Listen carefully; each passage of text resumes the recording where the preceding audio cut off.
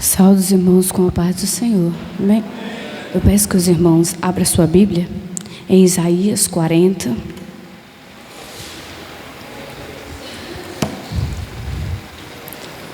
Enquanto os irmãos acham aí, eu quero confessar para os irmãos que um dia eu disse assim para o Senhor, Isaías 40, 29 até o 31.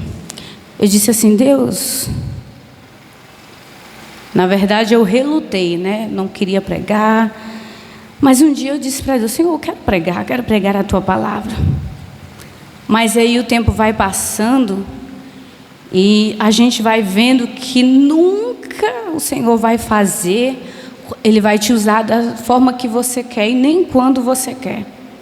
Porque, irmãos, o que nós procurou de pregador não foi brincadeira, não. Foi muito mesmo. E eu disse para o meu esposo: eu não vou não, porque mês passado eu preguei. Vai você. Ele disse: não, eu não vou não. E aqui estou, né? E o Senhor ainda deu até a mensagem. Todos os hinos que foi cantado aqui hoje, do começo ao fim, cada palavra, cada saudação foi confirmação desta palavra. Então, irmão, você não vai pregar quando você quiser pregar. Você vai pregar quando Jesus te enviar. Você não vai louvar quando você quiser louvar, quando você sentir que está pronto. Você vai louvar quando Jesus disser para você ir louvar. Você não vai evangelizar quando você quiser, quando você achar que está pronto. É quando Jesus te mandar. Aprenda isso, nunca vai ser no seu querer, sempre será no querer dele, porque nós aceitamos a ele. Não vive mais nós, mas Cristo vive em nós. Não é mais o nosso querer, é o dele. Amém? Todos acharam? 40, Isaías 40, 29 até o 31. Dá vigor ao cansado, multiplica a força que não tem nenhum vigor. Os jovens se cansarão, se fadigarão. Os jovens certamente cairão, mas os que esperam no Senhor renovarão as suas forças. Subirão com asas como águia, correrão e não se cansarão, caminharão e não se fadigarão. E você senta glorificando o nome do Senhor. Eu quero pedir para as crianças, para os jovens, que não andem, que não mexam no celular, que você preste bem atenção nessa palavra. Eu quero louvar aqui a Deus pela vida do irmão Laércio. Viu, irmão Laércio? Que o Senhor te abençoe grandemente.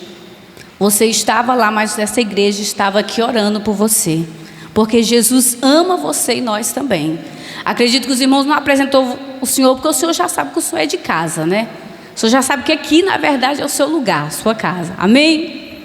Irmãos, eu já preguei esta palavra, inclusive aqui na igreja, mas proveu o Senhor falar novamente conosco nesta palavra, porque nos últimos dias em que estamos vivendo, irmãos, nós estamos precisando voltar ao primeiro amor. Nós estamos precisando de um renovo da parte do Senhor.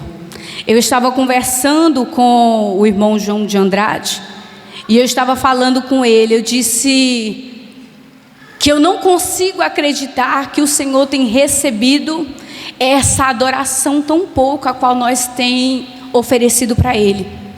Este momento tão pequeno, e que muitas das vezes, quando chegamos aqui, ainda não conseguimos ligar o nosso pensamento literalmente ao céu. Ou muitas das vezes estamos aqui só por metade. E eu estava conversando com ele, eu disse: irmão Deus, e nós precisamos pedir para Deus não falar com o Senhor ou contar sobre quantas vezes fomos usados, ou quantas mensagens extraordinárias Deus já entregou a nós, ou de quantas almas ganhamos para Jesus, ou de quantos trabalhos extraordinários já fizemos para o Senhor.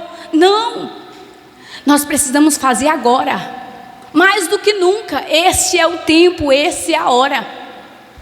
Irmãos, a Bíblia vai falar cerca de 72 vezes sobre a águia. Porque a Bíblia ela vai dizer para nós esperar no Senhor, renovar as nossas forças, como a águia. Por que o Senhor vai nos dizer isso, irmãos? Porque Ele sabe que muitas das vezes nós estamos tão cansados que precisamos ser renovados. O Senhor não aceita nós de qualquer forma. Eu até usei essa expressão, eu conversando com o irmão João de Andrade, eu disse assim: eu não acredito que o Senhor recebe essa miséria de adoração. Meu Deus, irmão, que isso? Irmãos, como você já foi tão usado nas mãos de Deus. Irmãos, Deus não opera mais no nosso meio de uma forma extraordinária. Não é porque a gente não ora mais, não é porque nós não buscamos mais. Deus não opera mais de uma forma extraordinária, a qual curando o cego, leprosos, levantando os aleijados. Não é porque nós não oramos, é porque não tem mais renúncia, não tem mais sacrifício. Às vezes a igreja é do lado de casa, mas a gente está cansado. Então o Senhor nos trouxe hoje aqui para dizer que Ele vai nos levar para a rocha e vai renovar as nossas forças. Porque o Senhor não quer uma adoração de qualquer jeito, Ele não quer um trabalho de qualquer jeito, Ele não quer uma obra de qualquer jeito. Eu sempre costumo dizer que se você tem uma liderança nas suas mãos, a qual Deus te confiou, e você não saqueia o inferno, está fraca.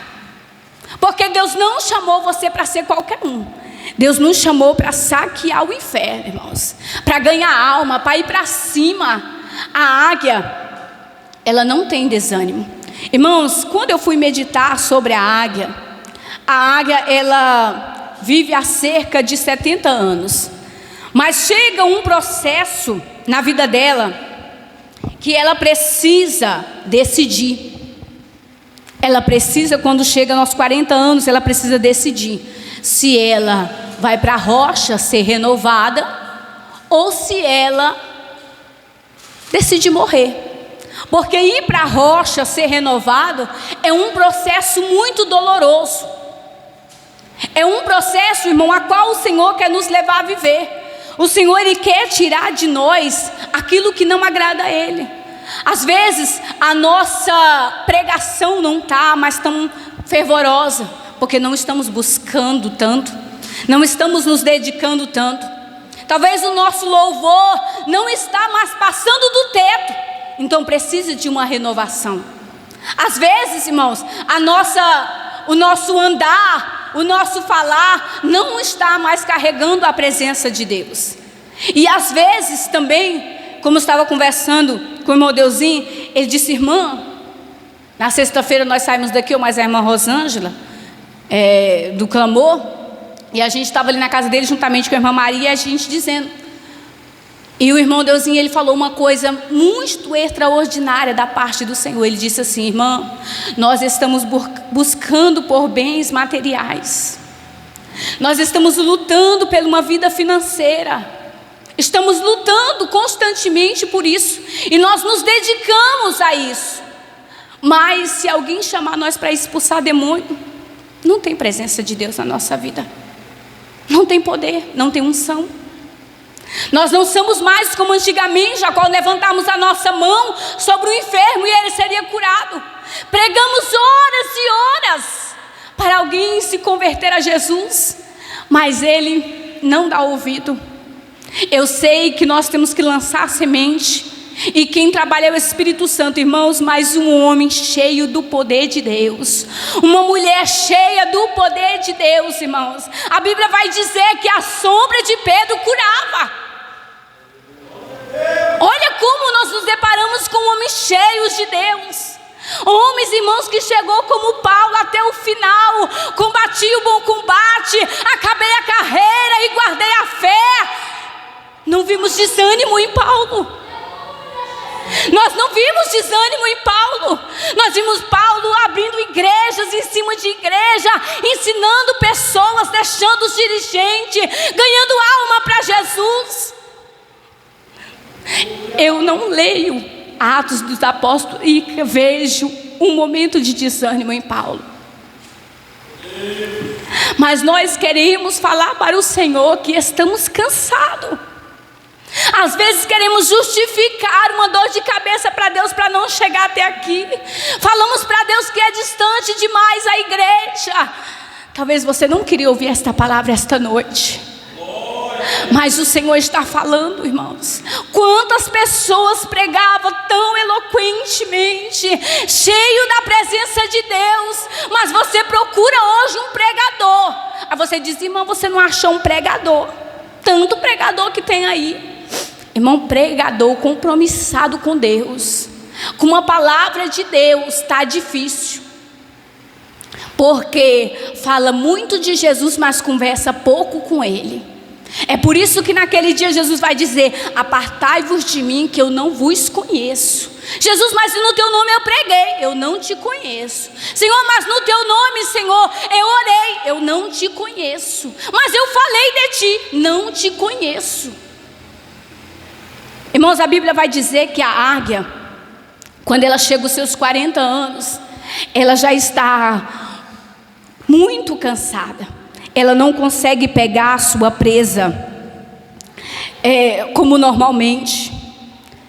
Ela já não tem mais as suas garras, porque as suas unhas já estão quebradas, as suas garras não têm mais firmeza. Nas suas penas já estão grandes, já estão velhas, estão desgastadas, então ela não faz mais voos tão altos. Então ela precisa se sujeitar a um processo. E o processo é que ela precisa ir para a rocha. Quando ela chega na rocha, ela precisa passar por um processo doloroso, a qual muitas das vezes o Senhor nos leva para a rocha. Mas nós não queremos aceitar o processo de Deus na nossa vida. A águia, quando ela chega na rocha, ela precisa bater com seu bico ali na rocha, até aquele bico cair. Quando ele cai, ela precisa esperar ele crescer, para ela poder arrancar unha por unha. Quando as unhas delas todas são arrancadas, ela precisa esperar para as suas unhas crescer, e aí ela arrancar pena por pena. Quantas vezes o Senhor nos leva para a rocha, e Ele tenta tirar de nós aquilo que não agrada a Ele, aquilo que nos afasta da presença dEle, mas aí nós achamos tão doloroso, que nós mesmos saímos. Nós não queremos se sujeitar a ser transformados por Deus. Às vezes até guardamos orgulho dentro de nós, e dizem: não, Deus vai me usar assim, porque Deus me fez assim. Deus nos fez assim, mas essa carne, ela não opera bem nenhum em nós. A Bíblia diz que essa carne, irmão, ela não tem desejo nenhum de servir ao Senhor. Então por isso nós precisamos ser moldados. Então o Senhor nos leva para a rocha. Irmãos, eu coloquei algumas características da águia que ela tem. A águia, ela tem meta. Qual tem sido a sua meta diante de Deus? O que você tem dito para Deus? Deus, olha, eu coloquei esta meta e eu vou fazer, porque meta é saber exatamente o que se deseja alcançar. Se você tem meta, e você tem colocado essa meta diante de Deus, qual tem sido a tua atitude? O que você está querendo alcançar diante de Deus? Ou você tem alcançado? Faça esse autoanálise. Será que nós temos alcançado as metas a qual temos colocado diante de Deus? Será que até ao menos nós evoluímos nessas metas que temos colocado diante de Deus? A águia, ela tem estratégia, porque a águia, ela não faz voo para voar.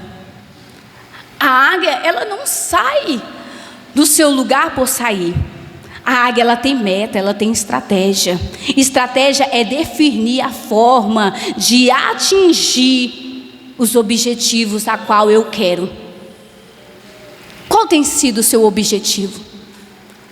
Nessas metas que você tem colocado, as estratégias a qual você tem feito, tem te levado para perto de Deus ou tem te distanciado dele? E claro, a águia, ela precisa ter visão. A águia, ela tem visão de longo alcance. Por isso que o Senhor vai dizer que nós temos que ter visão como águia. Irmãos, pesquisando sobre a águia, ela enxerga 7 vezes mais. Ela tem um alcance para ver as coisas ruins e as coisas boas, para ela ver o perigo. A águia, ela tem um alcance para ver o perigo e o foco do qual ela quer chegar. Por isso que o Senhor fala para nós ter visão de águia. E lendo esta palavra, eu disse: Deus, se a águia, ela enxerga 7 vezes mais, nós não temos essa capacidade. Por que o Senhor falou para nós? Irmãos, eu meditando, eu disse: por que o Senhor falou que nós temos que ter visão de águia?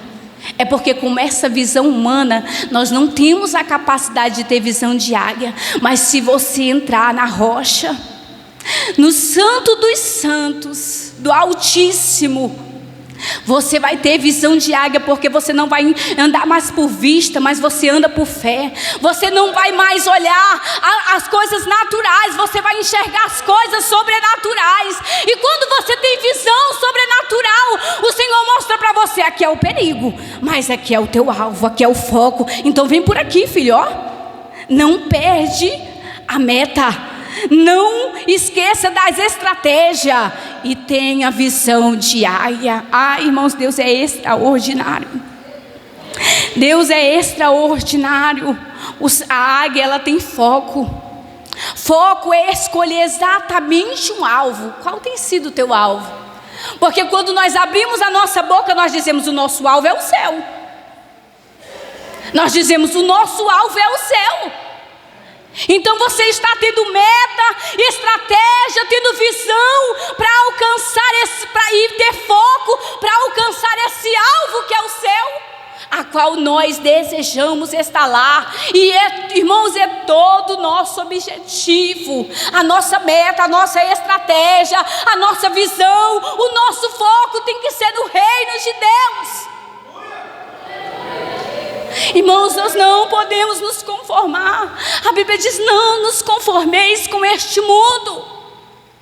Eu não posso me conformar, irmão, em chegar aqui e não receber o extraordinário de Deus. Eu não posso me conformar aqui, chegar aqui e não oferecer o meu extraordinário ao Senhor. Eu não posso me conformar com isso, irmãos. Irmãos, quando nós nos conformamos com isso, é uma forma de nós nos preocuparmos. Porque se eu me conformo e viver uma vida medíocre diante de Deus, é porque a presença de Deus não anda mais comigo.